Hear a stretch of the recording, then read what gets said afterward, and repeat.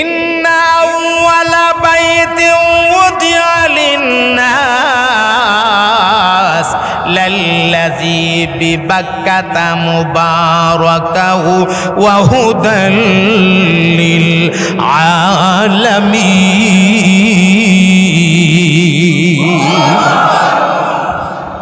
আল্লাহ রাব্বুল আলামিন বলেন, আমি আল্লাহ পৃথিবীতে নিদর্শন হিসাবে আমি সর্বপ্রথম আমার ঘর খানায়ে কাবাকে বানাইলাম, পাক্কা নগরীতে বানাইলাম। আমার ঘর বানাইলাম পাক্কা নগরীতে, মানুষের জন্য একটা ঘর বানায় দিলাম পাক্কা নগরীতে।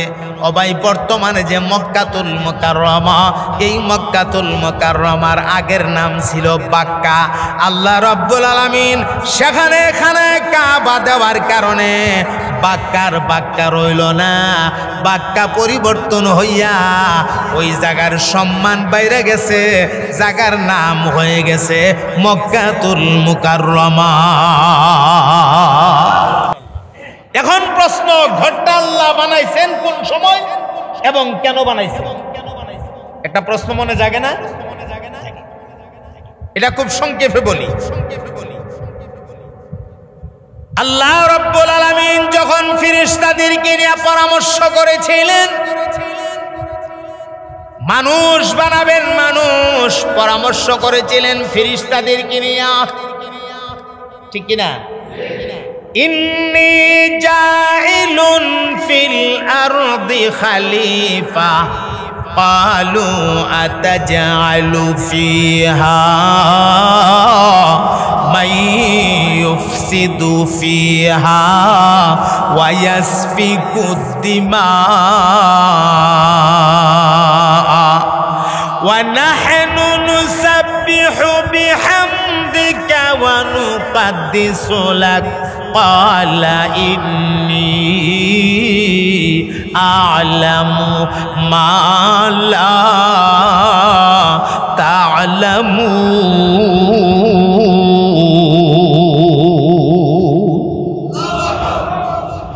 ফেরেশতাদেরকে নিয়ে আল্লাহ পরামর্শ করেছিলেন মানুষ বানাবে। হে ফেরেশতারা, এমন একটা জাতি আমি বানাইতে চাই, জাতিটারে বানাবো মাটি দিয়া, মর্যাদা হবে তাদের সৃষ্টি জগতের সেরা। বানাবো কি দিয়া? মাটি দিয়া। আর মর্যাদা হবে তাদের সৃষ্টি জগতের সেরা। ফেরেশতারা কো আল্লাহ, মানুষ বানানোর দরকার নাই,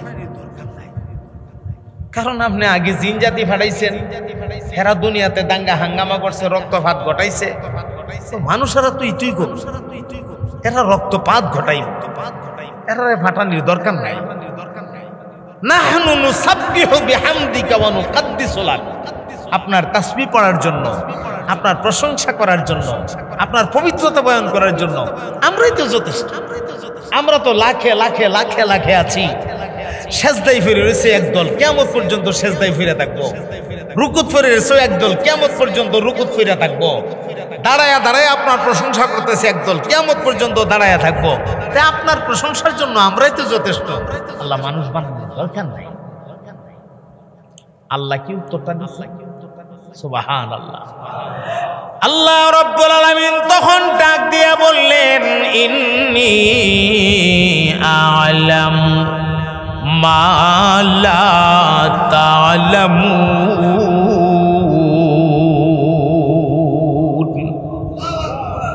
আল্লাহ ডাক দিয়া বললেন, রে ফেরেশতারা, আমি আল্লাহ যা জানি রে তোমরা তা জানো না। মানব জাতি সম্পর্কে আমার যা জানা আছে তোমাদের তা জানা নাই। এ ফেরেশতারা, মানুষের মধ্যে এমন কিছু মানুষ হবে রে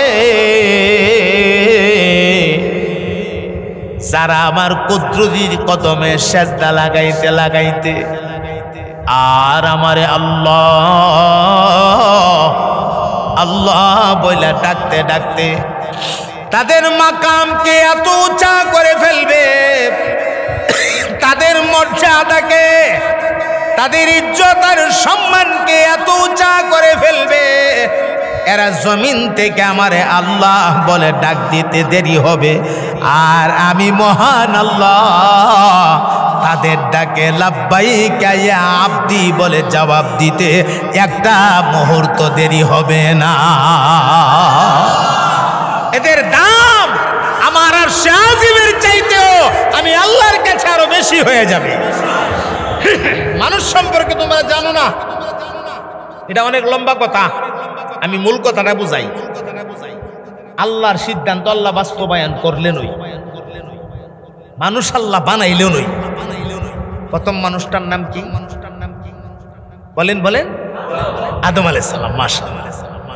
তাহলে আল্লাহর সিদ্ধান্ত আল্লাহ বাস্তবায়ন করছেনি। এখন ফেরেশতারা জন্মা কো কিতারে আল্লাহ আমরা জিজ্ঞাসি মানুষ বানাইবো, আমরা পরামর্শ দিছি দরকার নাই, আমরা যে নাই কয়ে দিয়ে দিছি দরকার নাই, আল্লাহ তো ঠিকই বানাই ফেলছে। আমরা মনে ভুল হয়ে গেছে, আল্লাহ নিয়ে আমরা উপরে বেজার হয়ে গেছে। আসলে তো আল্লাহ বেজার হয়েছে না, পরামর্শ চাইছে, হেরা যদ্দুর বুঝছে উদ্দুর কইছে, এটা তো দোষ না, এটা তো ফেরেশতার দোষ না। ফেরেশতার কাছে আল্লাহ পরামর্শ চাইছে, ফেরেশতা যদ্দুর বুঝছে উদ্দুর কইছে, এটা তো তাদের দোষ না। আল্লাহ মনে হয় বেজার হয়ে গেছে। আসমানের উপরে আল্লাহর একটা নূরের ঘর আছে, যেই ঘরটার নাম আল বাইতুল মামুর। আল বাইতুল মামুর বলুন কি নাম? আল্লাহর নূরের ঘর। আল্লাহর এই নূরের ঘরটারে 7টা চক্কর লাগায়া ফেরেশতারা বলতে লাগলেন, আল্লাহ আপনার সাথে আমরা একমত হতে পারি নাই গো, আমরা ভুল করে ফেলাইছি, আমরা মাফ করে দেন। আল্লাহ ডাক দিয়া কইরা তোমাদের কোনো ভুল না, আমি তোমার কাছে পরামর্শ চাইছি বলে তোমরা পরামর্শ দিয়েছ, যতটুকু বুঝছো ততটুকু দিয়েছ, এটা তোমাদের কোনো ভুল না। তবে একটা কথা শোনো রে ফেরেশতারা, আজকে যে তোমরা আমার ঘর আল বাইতুল মামুর রে তাওয়াফ কইরা তোমরা মাপ চাইয়া পালাইলা, মাপ চাইলা, আমি যে আদম জাত দুনিয়াতে পাঠাবো গো, এরা যদি কোনো ভুল করে এদের তো ডানাও থাকবে না, যে ডানা বাইরে এরা আসমানে চলে আসবে। এরা যদি কোনো ভুল কইরা ফেলা, এরা কোন ঘরের তাওয়াফ কইরা আমার কাছে মাপ চাইব? অতএব যা ফেরেশতা যা, জলদি জলদি যা,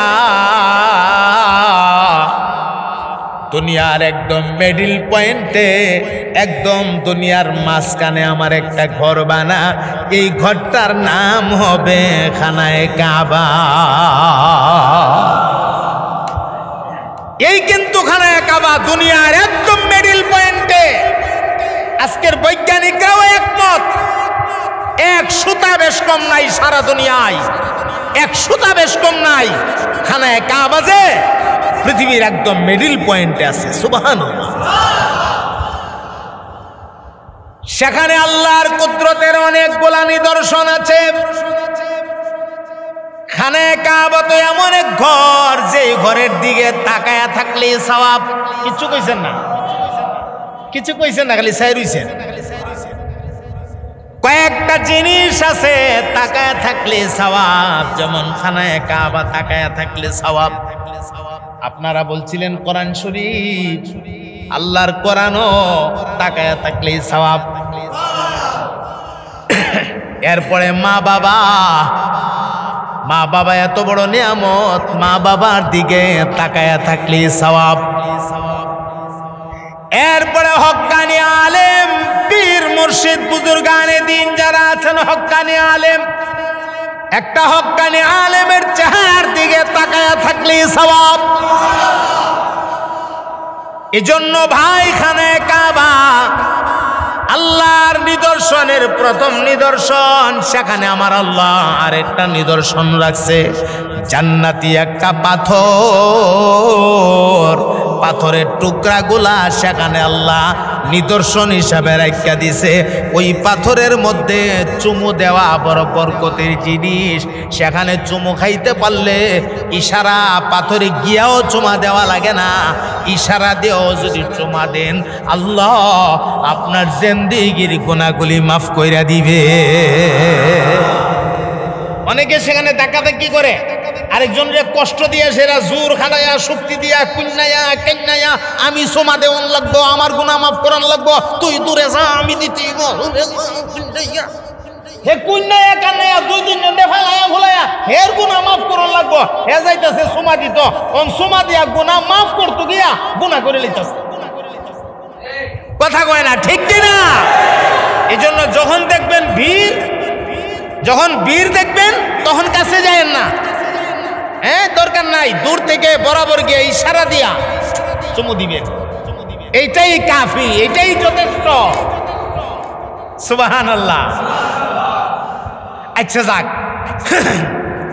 সেখানে আরেকটা জিনিস আছে, জমজম নামের একটা কুয়া নাই। আগে তো কুয়াটা দেখা যাইতো, আমাদের মুরব্বী হাজী সাহেবরা যারা হজ করতে গেছে কুয়াটা দেখছে। এখন তো কুয়াটার কোনো চিহ্নই নাই, নিচে ফালাইয়া দিছে, উপরে টাইলস করে ফালাইছে। এমন এক কুয়া গো, সেই কুয়ার পানি সারা মক্কা মদিনায় সাপ্লাই হইতাছে।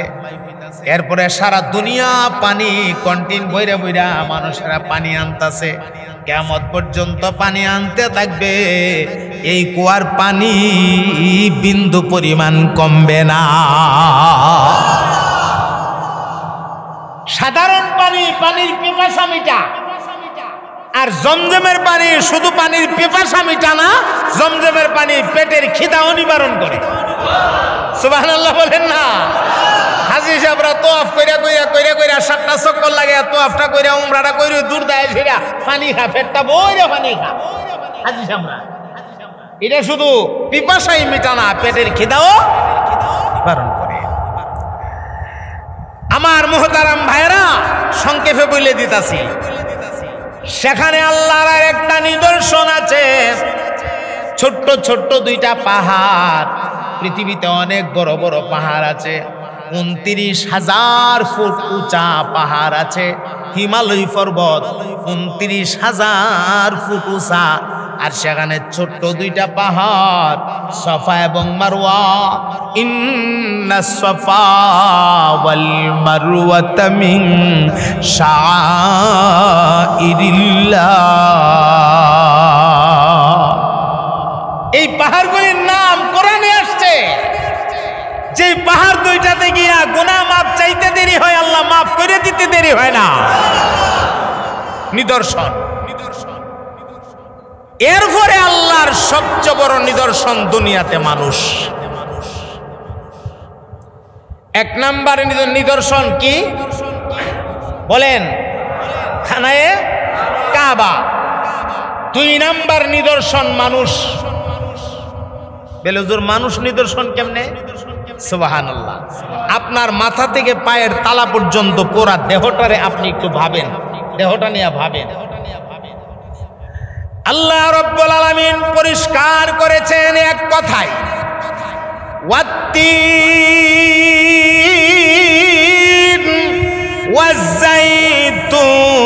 ওয়াজ্জাইতুন ওয়া তুরি সিনিন ওয়া হাযাল বালাদিল আমিন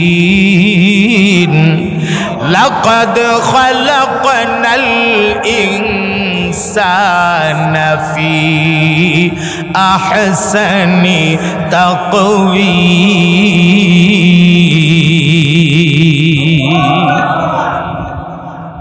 আল্লাহ বলেন 3-এর কসম। 3 একটা ফলের নাম, এটা জান্নাতি ফল। আলহামদুলিল্লাহ বলেন। 3 সংগ্রহ করে খাওয়ার চেষ্টা করবেন। 3 2 রকমের আছে, একটা ব্ল্যাক কালার আর একটা সাদা কালার, হোয়াইট কালার। সাদাটা মিষ্টি আর হিডা একটু টক মিষ্টি মিলাইয়া ফলটা খাইয়েন। হ্যাঁ, এটা অনেক উপকারী, বেশি খাওয়ার তো দরকার নাই।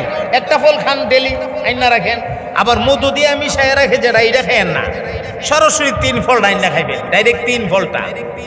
অনেক সময় ওরা যারা আপনার এগুলি বিক্রি করে অনলাইনে দেখেছি মধু মিশ্রিত যেটা, এটার পক্ষে আমি না। কারণ এখানে যদি আপনার এই আধা কেজি থাকে 3 ফল, আধা কেজি থাকে মধু, তাহলে 3 ফল ভাইছেন কদ্দু, 3 ভাইছেন কদ্দু, আর মধু ভাইছেন কদ্দু। আপনি 1 কেজি পাইছেন ঠিক আছে, কিন্তু 1 কেজির মধ্যে 1 কেজি তো 3 পাইছেন না, আর 3-এর দাম আর মধুর দাম তো এক দাম না। আপনি তো বুঝা লইছেন 1 কেজি 3 ফল আনছি, আপনি তো 1 কেজি 3 আনছেন না, আপনি আধা কেজি 3 আনছেন, আধা কেজি মধু আনছেন। মধু খান, এটা মানুষের জন্য শেফা, এটা আলাদা কিনাই না খান, 3-এর সাথে না, 3 আলাদাই না খাইবেন, 3 খাওয়ার অভ্যাস করবেন। আল্লাহ তৌফিক দান করেন, বলেন আমিন।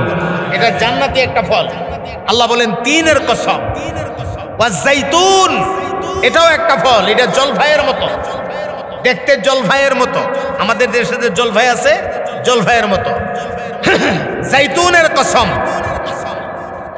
এরপর আল্লাহ বলেন ওয়াতুরি সিনিন, তুরে সাইনার কসম।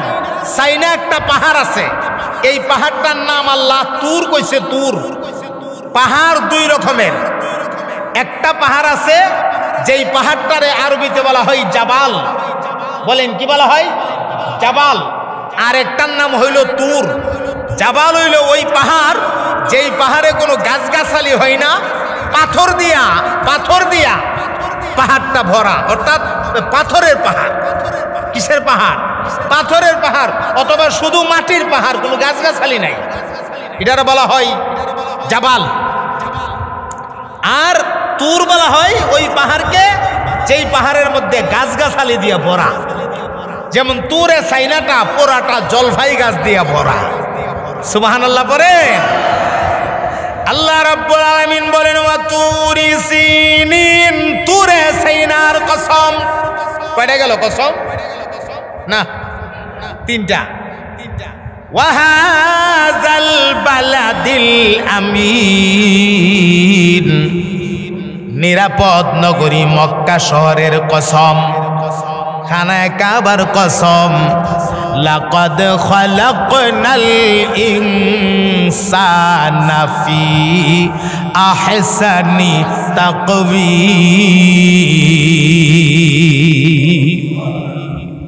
নিশ্চয় আমি আল্লাহ মানুষকে সবচেয়ে সুন্দর অবয়ব, আকৃতি আর নমুনা দিয়া বানাইছি।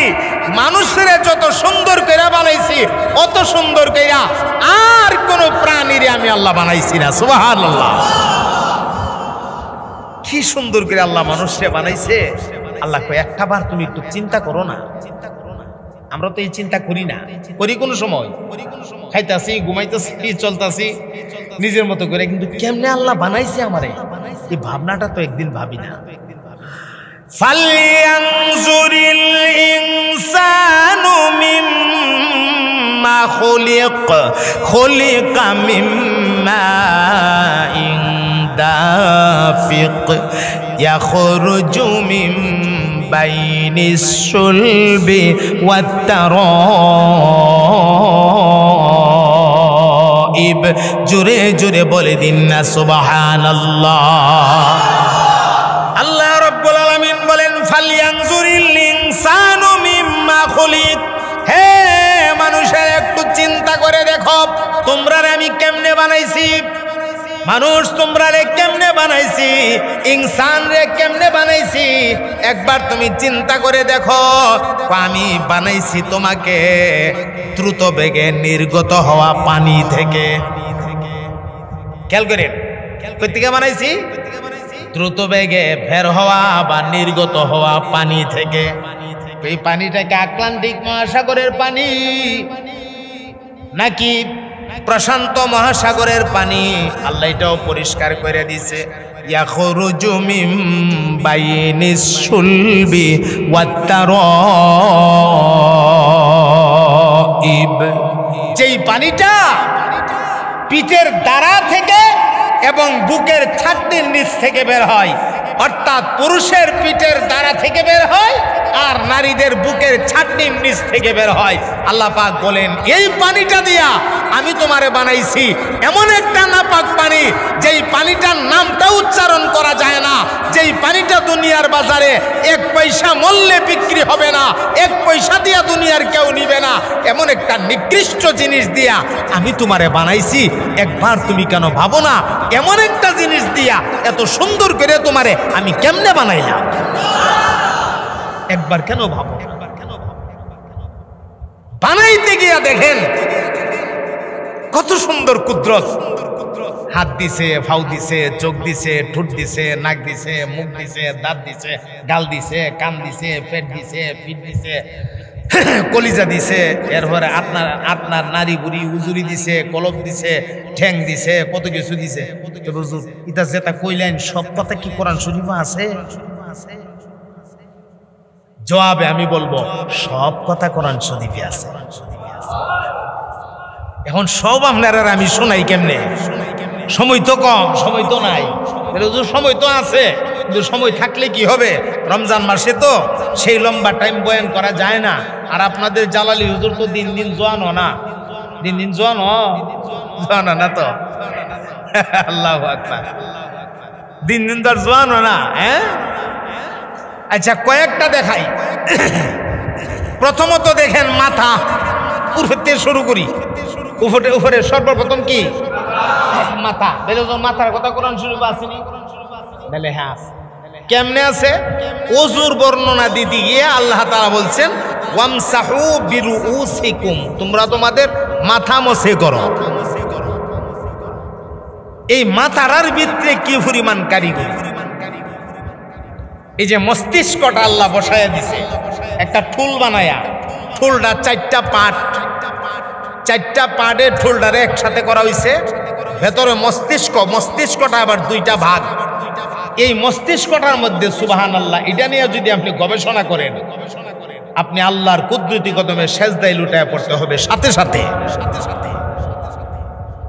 মানুষের মস্তিষ্কটা যে আল্লাহ কত কুদরতি ভাবে তৈরি করছে, কত পাওয়ারফুল বানায় তৈরি করছে।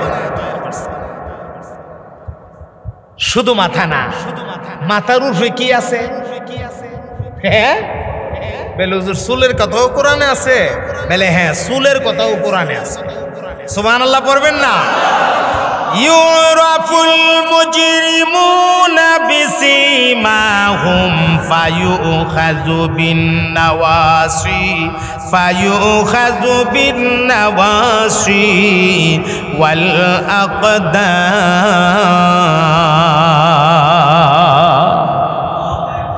হাসরের ময়দানের কথা বলতে গিয়ে আল্লাহ চুলের কথা বলছে। হাসরের ময়দানে মুজরিমিনদেরকে তাদের চিহ্ন দেখেই চেনা যাবে। তাদের মধ্যে এমন চিহ্ন ভাইসা উঠবে, চিহ্ন দেখে তাদেরকে চেনা যাবে। সেদিন তাদেরকে ফায়ুখাযু বিন্নাওয়াসি ওয়াল আকদাম, নাওয়াসি মানে হলো মাথার চুল, মাথার চুল। তাদের মাথার চুলের মধ্যে ধইরা আর ঠ্যাঙ্গের মধ্যে ধইরা টাইনা টাইনা শেষরায়া তারারে জাহান্নামের দিকে নেওয়া হবে। তাহলে কোরআনে চুলের কথাও। আস্তে আস্তে আমরা নিচের দিকে আসি। মাথার নিচে যদি আসি, এই জায়গাটার নাম কি? মুখ বা চেহারা। বেলে হুজুর চেহারার কথা কি কোরআন শরীফে আছে? হ্যাঁ,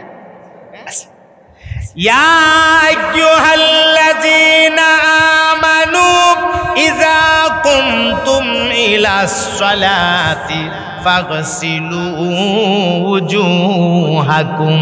আল্লাহ বলেন, হে ঈমানদারেরা, তোমরা যখন নামাজের জন্য প্রস্তুতি গ্রহণ করবা, তখন তোমরা তোমাদের মুখ ধৌত করো।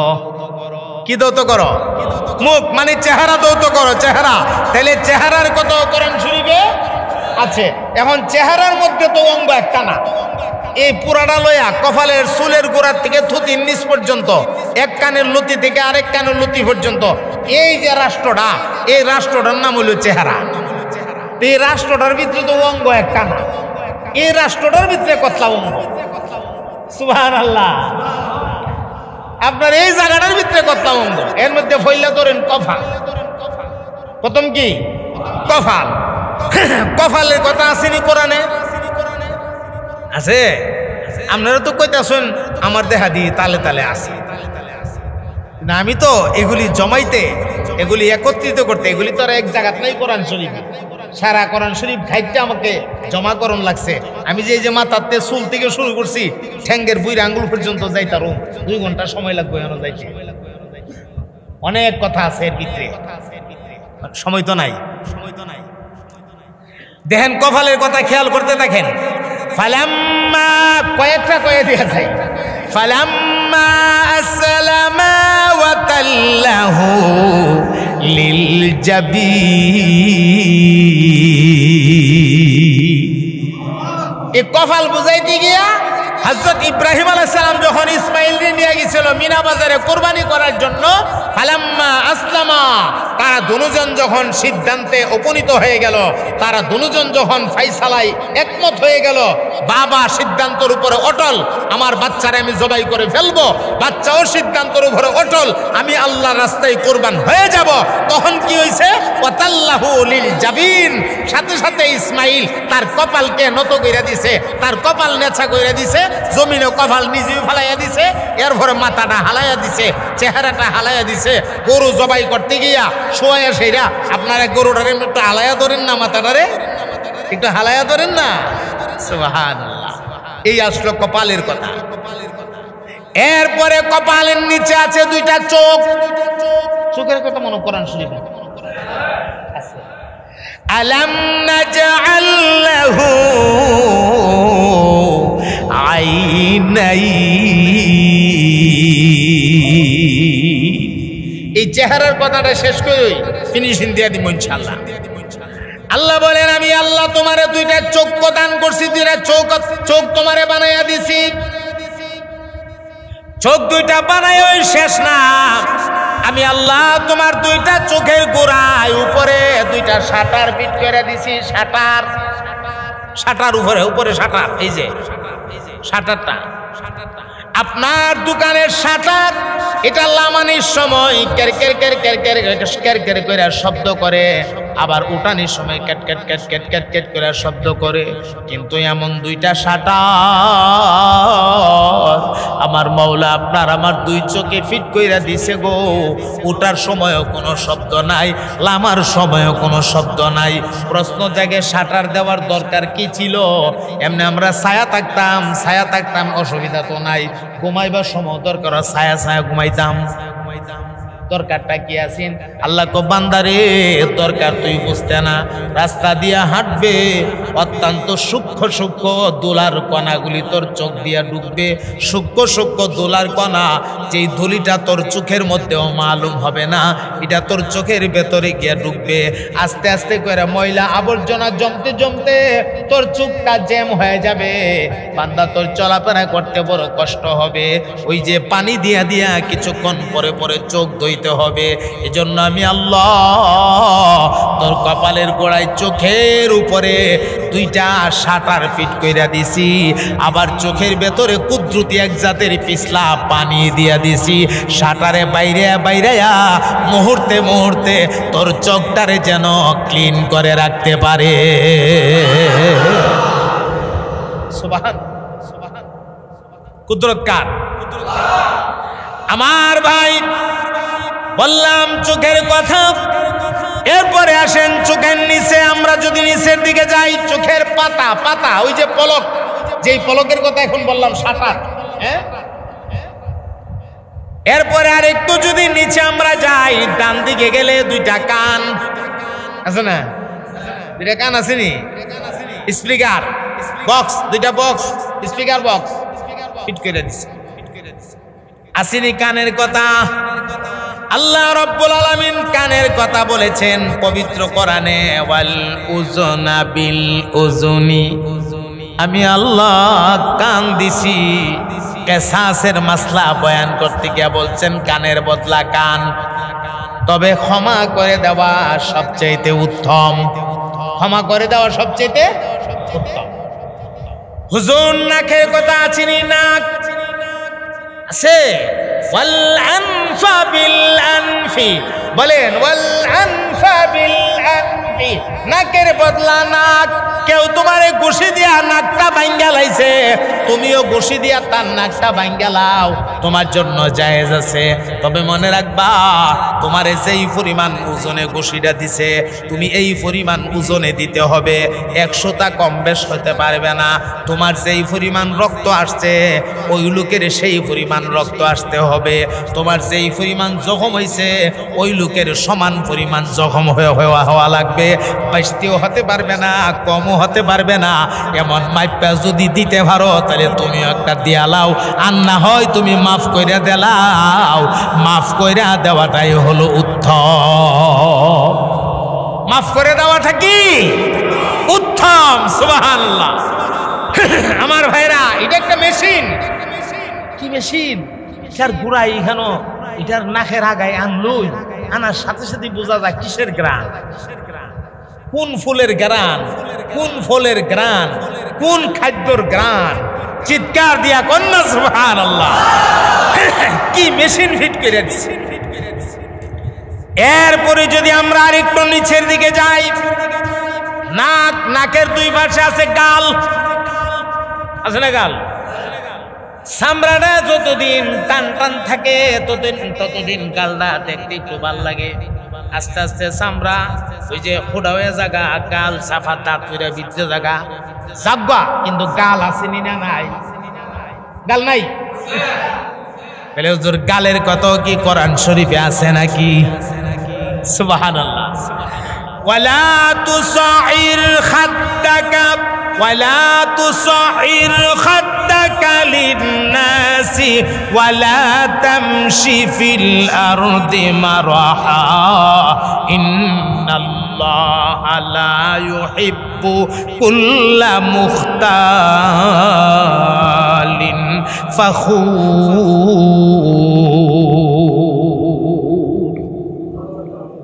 গালের কথা কোরআন শরীফে আসছে কিভাবে? ওয়ালা তুসাইর খাদ্দাকা লিন্নাস, মানুষের জন্য তোমরা তোমাদের গাল ফিরিয়ে নিও না। অনেক সময় দেখবেন একজন আরেকজনের সাথে বাইল বেলা না থাকলে দেখলই গাল ফিরে লিছে, এদিকে চাইতো না, বিশেষ করে এই স্বভাবটা মহিলাদের মধ্যে বেশি। জিজ্ঞাসা মুখটা তো ফিরে লাল ওই সাথে আবার মাটিতে একটা সেপ মাইরা ভাউদা একটা মর মারে, কথা কয় না, ঠিক কিনা? এটা গ্রামগঞ্জের মধ্যে একটু বেশি দেখা যায়। তাহলে গালের কথাও কোরআন শরীফে আছে। আল্লাহ বলেন, তোমরা তোমাদের গাল মানুষের জন্য ফিরায় নিও না। আর জমিনের মধ্যে তোমরা বাহাদুরি কইরা দাম্ভিকতা দেখায় চললো না। জমিনের মধ্যে তুমি তোমার নিজের ছোট বানায়া চলো। যেই মানুষটা নিজের যত ছোট বানায়া চলবে, আল্লাহ রাব্বুল আলামিন তার মাকাম আর মর্যাদারে তত উঁচা করে দিবে। আমার ভাইয়েরা, জিহ্বা আর ঠোঁট, এই দুইটার সাহায্যে আমরা কথা বলি। জিহ্বা এবং ঠোঁট, এগুলির সাহায্যে আমরা কি বলি? কথা বলি। ঠোঁট কয়টা? জিহ্বা কয়টা?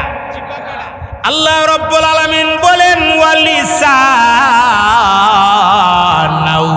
ওয়া শাফাতাইন, আমি তোমরারে একটা জিহ্বা দিছি আর শাফাতাইন দুইটা ঠোঁট দিছি। সুবহানাল্লাহ বলবেন না? তাইলে ঠোঁট আর জিহ্বা আল্লাহ আমরা দিছে কেন? না দিছে কেন? গালিগালাজ করার জন্য? মানুষের গীবত চর্চা করার জন্য? আল্লাহ পাকের কোরআন পড়ার জন্য? আল্লাহর জিকির করার জন্য? আল্লাহর তাসবিহাত বর্ণনা করার জন্য? আল্লাহ পাকের ইবাদত করার জন্য? কথা বলেন ঠিক কিনা? এখন আর একটা কথা যে হুজুর ঠোঁটও গেল গা, জিহ্বাও গেল গা, আর জিহ্বার অনেক কথা, এগুলি বিস্তারিত ভাঙ্গা বলতে গেলে বহুত কথা। এটা একটা টেস্ট মেশিন। আলট্রাসোনোগ্রাফি করেছেন, এক্সরে করেছেন, যে কোনো ব্লাড টেস্ট করেছেন, রিপোর্ট বের হতে কিছু না কিছু হলে সময় লাগে। কিন্তু জিহ্বায় এমন এক মেশিন, আঙ্গুল দিয়ে লাগানি মাত্র কই এটা টক, এটা মিষ্টি, এটা জাল, এটা ফানসা। সুবহানাল্লাহ কর না? সাথে সাথে রিপোর্ট, সাথে সাথে রিপোর্ট। সুবহানাল্লাহ। এখন ঠোঁট গেল, ঠোঁটের নিচে এইখানে কি দাড়ির কত কোরআন শরীফ আছে, মাথার চুল তো ভাইলা, দাড়ির চুলও আছে, দাড়ির চুলের কথাও আছে। সুবহানাল্লাহ কন্যা পালাইয়াবনা উম্মালা তাখুয বিলিহিয়াতি ওয়ালা বিরাসি ইন্নী খাশিতু আন তাকুলা ফাররাকতা বাইনা বানি ইসরাঈলা ওয়া লাম তারকুব কাওলি। চিৎকার দিয়া বলেন না সুবহানাল্লাহ। হাফেজ সাহেব আসেনি কোরআন শরীফ? আমরা তো জানোই, আমি তো বাবা হাফেজ নাই লেগে দেখে ফরন লাগে বেটা। হাফেজ সাহেব আসেনি কোরআন শরীফ? আমি যেটি কইতাছি তা মনে হয় একটু কোরআন শরীফ নাই, সব আছে। দাড়ির কথা, এটা কোন সময় কথাটা আসছে? হযরত মুসা আলাইহিস সালাতু ওয়াস সালাম উনি যখন ওনার ভাই হারুন আলাইহিস সালামের দায়িত্ব দিয়া কিতাব আনবার লাগি গেছেন, 40 দিন সময় লাগছিল তুর পাহাড়ে। কি আনবার লাগি গেছিল? কিতাব আনবার লাগি গেছে তুর পাহাড়ে। 40 দিন থাইকা সেখান থেকে কিতাব বুঝা লই আইছে। ইয়ান একটা কথা প্রাসঙ্গিক বলে দেই, মুসা নবী কিতাব তুর পাহাড় থেকে গিয়ে আনছে। সব নবীরাই আল্লাহ যেখানে কিতাব দিবেন বলছে সেখানে গিয়া কিতাব আনছে। আর আমরা নবীর বৈশিষ্ট্য হলো আমরা নবী যেখানে গেছে আল্লাহ কিতাব সেখানে নাজিল করছে। আরো জোরে কন্যা সুবহানাল্লাহ। আমার নবী মক্কায় আল্লাহ কোরআন নাজিল করছে মক্কায়। আমার নবী জাবালে নূরে আল্লাহ কোরআন নাজিল করছে জাবালে নূরে। আমার নবী আরাফাতে আল্লাহ কোরআন নাজিল করছে আরাফাতে। আমার নবী গারে সুরে আল্লাহ কোরআন নাজিল করছে গারে সুরে। আমার নবী মদিনায় আল্লাহ কোরআন নাজিল করছে মদিনায়। আমার নবী উহুদে আল্লাহ কোরআন নাজিল করছে উহুদে। আমার নবী খন্দকে আল্লাহ কোরআন নাজিল করছে খন্দকে। আমার নবী যেখানে কোরআন গেছে সেখানে, আমার নবী যেখানে কোরআন গেছে সেখানে। আর অন্যান্য নবীরা তাদের কিতাব গিয়ে আনন লাগছে, তাহলে বেশ কম আসেনি? আচ্ছা, মুসা আলাইহিস সালাম গেছে কিতাব আনতো কয়দিন? 40 দিন। 40 দিনের ভিতরে উনি যারা দায়িত্ব হারুন আলাইহিস সালামের কাছে যারা দায়িত্ব দিয়ে গেছেন, ইতা এমন বেকায়দা করছে। ইতানে একটা এটা লম্বা এক কিচ্ছা আছে। ইতানে একটা গরু বানায়া হেম্বা গরু একটা বানায়া বন খের খোর হাবি জাবি দিয়া গরু একটা বানায়া এরা এই গরুর পূজা করা শুরু করছে। তখন মুসা আলাইহিস সালাম ফিরে আইছে। ফিরে আওয়ার পরে হারুন আলাইহিস সালামের এই অবস্থা দিকটা ওই হারুন আলাইহিস সালাম রে কইতাছে, ইন্নী খাশিতু আন তাকুলা ফাররাকতা বাইনা বানি ইসরাঈল ওয়ালাম তারকুব কাওলি। আমার খুব আশঙ্কা হইতাছে তুমি এখন এই কথাটা বলবা যে এখানে এই ঘটনাটার পেছনে আমার কোনো হাত ছিল না, ঘটনাটা হয়ে গেছে। আমি বুঝতে পারতেছি তুমি আমার দাড়ির দইরা এই কথা কইবা, ওই দাড়ির কথা আইছে। আমি বুঝতাছি লা তাখুয বিলিহিয়াতি, তুমি আমার দাড়ির দইরো না। পয়গম্বর কখনোই দাড়ির দইরা লাও না, আমার বুঝতে দেও। ওয়ালা বিরাসি, আমার মাথার দইরো না। আমরা কোনো কিছু মাথার মরাই আদর ধরে দিয়া বুঝাইয়া দিয়ে দিই না, থাকতো বাবা যেটা হয়ে গেছে থাকতো মাফ করে দেও, এটা বাদ দিলাও, এটা ছেড়ে দেও। আর অনেক সময় দাড়ির মধ্যে দইরা মানুষের সমা দিয়া দাড়ি, বিশেষ করে সিলেটে দাড়ির দইরা যদি আপনি যত বড় অন্যায় করেন, দাড়ি টুকরা সমাদা যদি কয়ালাম সাথে সাথে মাছ। এরা দাড়ির এত গুরুত্ব দেয়। তো পয়গম্বর বলতেছে আমি বুঝ পাইতেছি তুমি আমার দাড়ি দইরা লইবা, আমার মাথা দইরা লইবা। আমার দাড়ি তার মাথা দেখুন দইরো না। কারণ হলো তোমার সাথে আমার কথা আছে। আমি আশঙ্কা করছিলাম যে তুমি আমারে এ কথা কইবা যে বনি ইসরায়েলের মধ্যে বিভেদ সৃষ্টি হয়ে গেছে, এটার মধ্যে আমি কিচ্ছু জানি না, তুমি এই কথাটাই কইবা। কখনো তুমি আমার দাড়ি তার মাথা দইরো না, আমারে বুঝতে দেও, আমারে কি করতে দেও। গেল গা দাড়ি পর্যন্ত। দাড়ির পরে নিচে কি আছে? দাড়ির পরে জানেন না? গলা গলা গলা আছে না? গলার কথা কোরআনে আসেনি? চেহারা মোটামুটি সেরে লিছে, আনুষঙ্গিক বহুত কথা ছিল বলছি না। গলা আছে, বুকের ছাতনির কথা আছে, কালবের কথা আছে, লিভারের কথা আছে, নিচের দিকে যাইতেছি, লিভারের কথা আছে, পাকস্থলীর কথা আছে, হাতের কথা আছে, কোমরের কথা আছে, মেরুদণ্ডের কথা আছে, পাহাড়ের 3 ভাগে বিভক্ত করা হয়েছে, 3 ভাগের কথা আছে। এমনকি হাতের আঙ্গুলের মাথার কথাও আছে, আঙ্গুলের মাথার কথা। ফিঙ্গার যে আপনারা দেন, ফিঙ্গার ফিঙ্গার আল্লাহর কুদরত কি কুদরত না? কথা কয় না। আমার ফিঙ্গার আপনার ফিঙ্গার মিলবো? সারা দুনিয়ার কাহারোর সাথে কেউ ফিঙ্গার মিলবো? এই কথা কোরআনে আসেনি না নাই? আর এহারা কি অন্য আনতিকে আনে? এহারা বাপদাদার বাড়ি থেকে আবিষ্কার করে, এরা সব কোরআন থেকে আবিষ্কার করে। আমরা খালি জানি কোরআন পড়তাম, কোরআন গবেষণা করতে আমরা জানি না। এটা আমরার একটা বড় দোষ। কোরআন আমরার কোরআন, আমরার কোরআন আমরা পড়াও দরকার, আমরা কোরআন গবেষণা করা দরকার। অন ঘটনাটা কি হয়ে দাঁড়াইছে? আমরার কোরআন আমরা যথেষ্ট পড়ি, আমল করি যথেষ্ট, কিন্তু গবেষণা আমরা করি না। গবেষণা যা করার সব ইহুদি খ্রিস্টানরা করে, কইরা সেইটা সারা দুনিয়া হারা লুচ্চা নিয়ে খাইতেছে। কথা কয় না, ঠিক কিনা? আমার মহতারাম ভাইয়েরা, আর কথা লম্বা করব না। আমি সামনের দিকে গেলে অনেক কথা বলা যাবে, অনেক কথাই সামনে রয়ে গেছে, পুরা হিস্টোরি রয়ে গেছে। এরপরে তো সৃষ্টি জগতে কত সৃষ্টি আছে। আল্লাহ উটের কথা বলছে, আফালা ইয়ানজুরুনা ইলাল ইবিলি কাইফা খুলিকাত ওয়া ইলাস সামাই কাইফা রুফিআত ওয়া ইলাল জিবালি কাইফা নুসিবাত। আসমানের কথা আছে, জমিনের কথা আছে, সাগরের কথা আছে, সাগরের প্রাণী আল্লাহর নিদর্শন, এই কথাও কোরআনে আছে। জঙ্গলের কথা আছে, জঙ্গলের ভিতরে বিভিন্ন প্রাণীর কথা কোরআনে আছে, গরুর কথা কোরআনে আছে, হ্যাঁ, এরপরে আপনার মহিষের কথা কোরআনে আছে, এরপরে আপনার সব এই সমস্ত প্রাণীর কথা কোরআনে আছে। এগুলি সব এখানে আমার নোট করা আছে, কিন্তু আমি বলবো কোন সময় নাই। এই জন্য আল্লাহ যদি তৌফিক দে, রমজানের বাহিরে কোনো সময় কোনো জায়গায় সুযোগ হইলে ধারাবাহিকভাবে শোনা মনে ইনশাআল্লাহ। আজকে গতানুগতিক অন্য কোনো ওয়াজ না কইরা সরাসরি কোরআন থেকে কিছু কথা কয়ে লাইছি। ভাল লাগছে না? এটা দুইটা লাভ হইছে, দুইটা লাভ। বলেন কয়টা লাভ হইছে? দুইটা লাভ। এক নাম্বার লাভ হইছে, যতটা অক্ষরের তেলাওয়াত আমরা শুনছি, প্রতিটা অক্ষরের বিনিময় আল্লাহ তাআলা কমসে কম 10টা করে নেকি দান করে। আর রমজান মাসে 70 গুণ বাড়ায়া ওহন কড়া নেকি পাইছেন একটা অক্ষরে। এতগুলো আয়াতের ভিতরে আপনারা তেলাওয়াতের ভিতরে কি পরিমাণ নেকি অর্জন করছেন। আর 2 নাম্বার ফায়দাটা হইল, আমরা খালেস একদম পিওর কিছু কথা শুনলাম। আমরা মসজিদের ভেতরে যেহেতু মাহফিল, মসজিদের ভেতরে ডাইনবাম যাওয়া যায় না, উল্টাপাল্টা কথা বলা যায় না। ওয়াজ মাহফিলে আমরা কত কথা বলি, মানুষের হাসাই কান্দাই কত কিছু করি। হ্যাঁ, এটা হইলো ওয়াজের বৈশিষ্ট্য। এটা ওয়াজের ময়দানে ওয়াজের মতো করে কথা বলতে হয়, কিন্তু মসজিদের ভেতরে ওয়াজের ময়দানের মতো করে কথা বলা যায় না। এখানে মসজিদের আদব রক্ষা করে কথা বলতে হয়, ঠিক কিনা? তাহলে আমরা এখানে 2 নাম্বার হইলো আদব রক্ষা করতে পেরেছি। বলেন আমরা কি পারছি? আদব রক্ষা করতে পারছি। এই 2টা ফায়দা আমাদের হয়েছে। আল্লাহ আমাদের কবুল করেন, সবাই বলেন আমিন।